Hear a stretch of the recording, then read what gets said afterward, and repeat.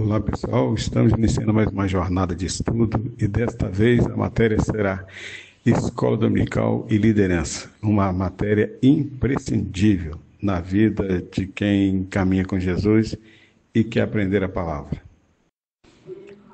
O professor e a arte de formar discípulos, segundo Timóteo 2,15, vai falar, procurar apresentar-te a Deus aprovado como obreiro que não tem que se vergonhar, que maneja bem a palavra da verdade. Quando vemos os alunos, eles quando veem que o professor não estudou a lição e não conhece a Bíblia, o professor passa a contar experiências próprias, se sentindo o alfa e o ômega.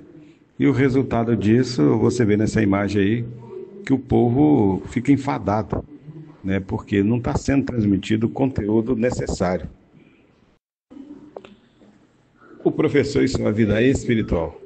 O professor da Escola Bíblica Dominical trata de assuntos espirituais. O professor deve ter autoridade para ensinar as verdades de Deus. Sem vida espiritual, não há credibilidade no ensino do professor. O professor deve ter vida de oração. O professor deve ter vida de meditação. O professor deve ter vida de santificação. O professor deve ter firmeza doutrinária. O professor deve ser aprovado por Deus. Sem vida espiritual, Deus não usa a vida do professor. O professor tem que ser exemplo de espiritualidade. 1 Coríntios 9:27 diz: mas esmurro o meu corpo e o reduzo à escravidão, para que, tendo pregado a outros, não venha eu mesmo a ser desqualificado. Mateus 10:25. Basta ao discípulo ser como seu mestre e ao servo como seu senhor. Segundo, o professor preparado para o ensino. Formar discípulos é uma grande responsabilidade. O professor tem a responsabilidade de aproximar o aluno de Cristo. A preparação é sinal que leva a sério o ofício de ensinar. Professor despreparado gera discípulos deficientes. Lembre-se de que você está representando a Cristo. Professor preparado transmite confiança ao discípulo. Se ministério, dediquemos ao ministério. Ou o que ensina, esmere-se no fazê-lo. Romanos 12:7.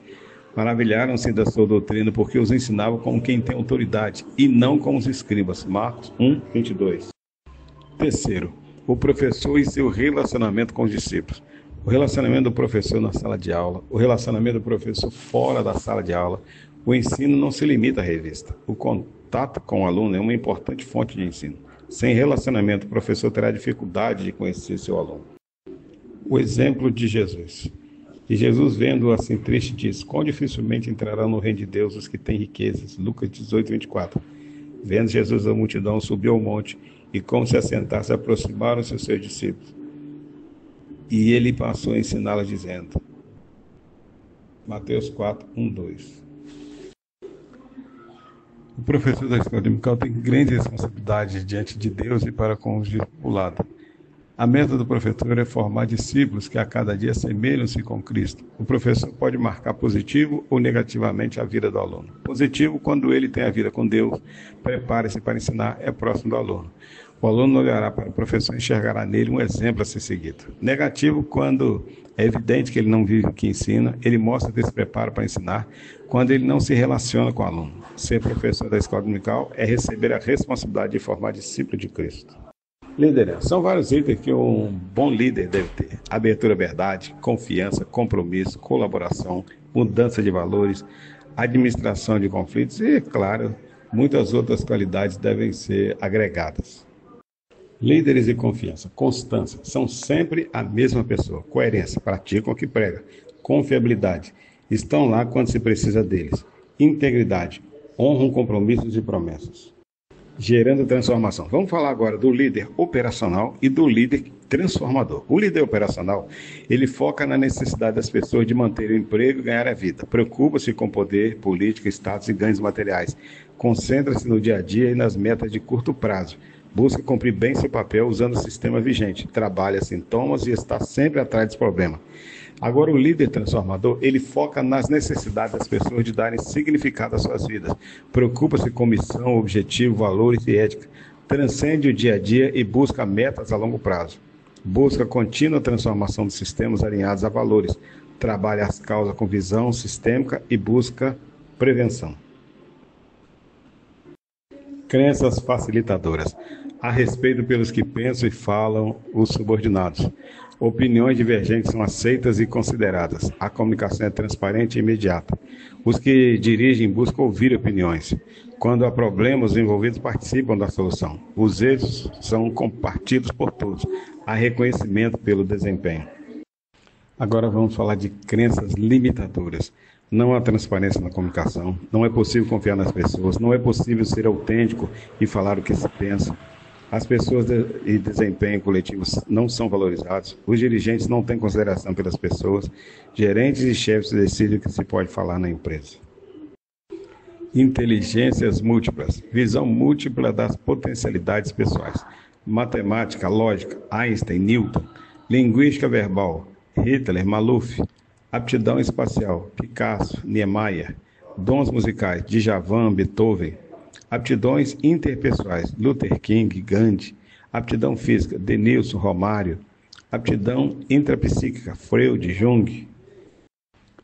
Liderança 1. O estilo de liderança influencia o estilo da equipe. O líder adota o estilo que se harmonize com a sua crença sobre o comportamento das pessoas no trabalho.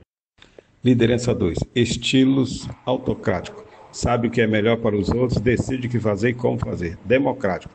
Acredita que as pessoas têm capacidade de saber o que deve ser feito e como deve ser feito. Liberal. Deixa como está para ver como é que fica. Nas crises transforma-se em autocrático ou perde controle. Liderança 3. Liderança situacional. Na vida prática, o líder utiliza os 3 estilos. A questão é saber quando aplicar qual processo, com quem, em determinada circunstância. Liderança 4. Como influenciar a sua equipe? Planejando e organizando o trabalho e a área, comunicando, delegando responsabilidades, distribuindo poder, reconhecendo. Liderança 5. Como fixar metas de forma eficaz? Comunicar com clareza, apresentar fundamentos, manifestar compromisso pessoal, ouvir ativamente, interpretar argumentos, analisar, explicar, acrescentar, verificar o entendimento, se necessário repetir, obter manifestação clara. Liderança 6. Forma de exercício do poder. Através da competência, através da legitimidade do cargo, através da posse de informações, através da influência, rede de relações. Como você exerce seu poder? Liderança 7. Crenças. Teoria versus as pessoas são indolentes. Teoria Y. As pessoas são automotivadas. Planejamento 1. É o caminho a seguir na realização de um objetivo. Para onde queremos ir? Onde estamos? Como chegar lá?